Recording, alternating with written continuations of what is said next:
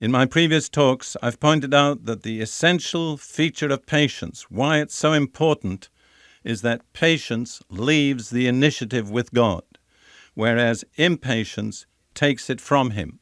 And when we take the initiative from God and act on our own initiative, God can no longer be responsible for the consequences of our actions. I've pointed out, too, that patience is essentially a question of timing, the right timing. It's not merely doing the right thing, it's doing the right thing at the right time. Impatience also has a very harmful effect on our whole personality, which is described in the word fretting. Impatience leads to fretting and to hastiness, and in this sense it is really a denial of our faith, and it frustrates God's purposes for our lives. Almost all successful servants of the Lord depicted in the Bible had to learn patience. Their success would have been impossible without their patience, and I don't believe that's changed. I believe to serve the Lord with success today, we have to cultivate patience just as much as the great saints of the Bible. Today, we're going to look at 3 examples of great men of God who had to cultivate patience. We're going to analyze the process through which God put them in order to cultivate patience in them. The first man is Abraham. God called him out of Ur of the Chaldees, and his wife Sarah was barren, could not have children. He had no son, he had no heir, but God, when he was still in that condition, promised him a posterity like the stars of heaven. But he had to wait. In fact, he actually had to wait until he was 100 years old, and his wife Sarah was 90. But during that time of waiting, he became impatient. And through the prompting of his wife, he had a son by his wife's maid, Hagar. You see, what he was doing, he was trying to help God. I tell you, the times when we help God are usually disastrous. This was truly a disaster. The result of that attempt to help God was the birth of a son who was not Sarah's son, but Hagar's son, called Ishmael. And Ishmael is the primary ancestor of the Arab peoples of the Middle East. And if we look at the present political situation in the Middle East today, just about 4,000 years after that hasty act of Abraham, we have to acknowledge that the descendants of Ishmael are the main barrier and problem against Israel coming into their God-promised inheritance. You see, we have to emphasize this again and again. Impatience can cost us our inheritance. Now, I believe God is going to intervene and overrule, and the promises of that inheritance will be fulfilled. But if you ever feel disposed to act hastily and on your own initiative and take the initiative out of the hand of God, just think for a few moments about Ishmael. 4,000 years of problem came through trying to help God. One of the things that I've observed in my own life and the life of many other servants of God is that most commonly our problems come through doing more, not less, than God said. Abraham's problem didn't come through failing to do what God told him to do. He always did what God told him to do. His problems came through doing something that God didn't tell him to do. And the root cause was, impatience. Just think what impatience has cost Abraham and his descendants for thousands of years. Let that be a continual lesson that we never lose sight of.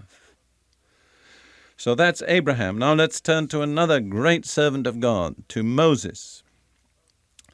Moses was a descendant of Levi. He was born in Egypt while Israel were in captivity and under oppression there. Because of Pharaoh's edict, he was exposed as a little baby to die. But in desperate hope, his mother put him in a little cradle of reeds and left the cradle in the edge of the river Nile. Pharaoh's daughter came down, as Egyptians still do today, to wash in the Nile, and found this little baby, had compassion on the baby, adopted him as her own child, took him into the palace of Pharaoh, and he was raised in Pharaoh's palace with all the benefits of life in the palace, with a particularly high level of education, with understanding and administration. All this was part of his preparation for the task that God had for him.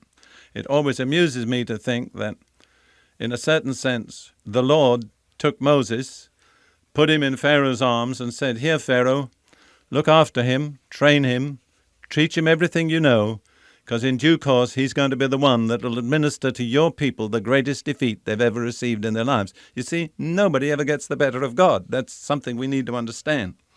Well, at the age of 40, Moses became aware that he was an Israelite, and he went out to see how his brother Israelites were doing, and he saw an Egyptian persecuting an Israelite, and he got angry, which is very natural, and he killed the Egyptian, buried him in the sand. Next day, he went out, and 2 Israelites were mistreating one another. And he tried to intervene, and the one who was doing the wrong said to him, "You're going to kill me the way you killed the Egyptian yesterday?" And he realized that his crime was known, and he had to flee for his life immediately. Incidentally, somebody pointed out to me once, it's easier to separate an Egyptian and an Israelite than it is to separate 2 Israelites. God's people, when they quarrel, are the hardest to separate. So Moses fled to Midian, and he was in what the King James picturesquely calls the backside of the desert for 40 years, looking after a flock of sheep. God had to put him through 40 years of anonymity, exile, very humbling occupation. Somebody asked a fellow preacher, a friend of mine, why God left him there for 40 years. And my friend answered, because he couldn't do it in 39. God does not waste time, but he uses all the time that's necessary to get the result he wants. That we have to understand that to understand patience, because we can say, "God, you don't need to keep me in this situation any longer." But God says, "You haven't yet learned all that I want you to learn. You're going to have to stay there, even if it's 40 years. Then at the age of 80, when you could have considered Moses a back number, God said to him, "Now you're ready. I want you to deliver my people." So what was Moses learning in those 40 years? I would say in one word, patience. And he was an amazingly patient man. He had to be. When you consider what he went through, leading the Israelites through the wilderness, if he hadn't had patience, he'd have had a heart attack. Now, it's an interesting thing that just once in those 40 years in the wilderness, Moses lost his patience. And I want to just read the description of that. It happened at a place called Meribah, when the Israelites had arrived there and there was no water, and they all started to do what they always did, which was complain against Moses.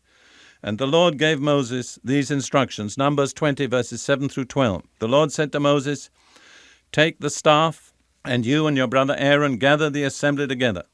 Speak to that rock before their eyes, and it will pour out its water. You will bring water out of the rock for the community so they and their livestock can drink." So Moses took the staff from the Lord's presence, just as he commanded him. He and Aaron gathered the assembly together in front of the rock, and Moses said to them, "Listen, you rebels, must we bring you water out of this rock?" Then Moses raised his arm and struck the rock twice with his staff. Water gushed out, and the community and their livestock drank. But you notice Moses was disobedient. God told him to speak to the rock, not to strike it. Why did he strike the rock? What caused him to do that? One simple word, impatience. As they say in modern speech, he lost his cool, and with that he lost the privilege of leading the people into the promised land. Because the next verse says, "But the Lord said to Moses and Aaron, because you did not trust me in me enough to honor me as holy in the sight of the Israelites, you will not bring this community into the land that I give them." Impatience cost Moses the entrance into the promised land. And then very briefly, let's look at David. As a youth, anointed king, and yet For 10 years or so, he was persecuted and pursued by Saul, the reigning king. Twice he had an opportunity to kill Saul. His friends, his followers said, "Kill him, this is the Lord's opportunity." But he refused. What would have caused him to kill Saul? Impatience. What restrained him from doing it? Patience. Eventually, he came to the kingdom with God's blessing. He could have come to the kingdom another way, but not with God's blessing. Now, David has written his own comment on some of these things. For instance, in Psalm 40, verse 1, he says, "I waited patiently for the Lord, and he inclined to me and heard my cry." What did he have to learn in those years of persecution? Waiting patiently for the Lord. There's a New Testament comment on that situation, which I'd like to close with. Romans 12:19. "Never take your own revenge, beloved, but leave room for the wrath of God. For it is written, 'Vengeance is mine, I will repay, says the Lord.'" Notice the key phrase there, leave room. Patience leaves room for God to intervene on our behalf. And believe me, he does a much better job on our behalf than we can do for ourselves.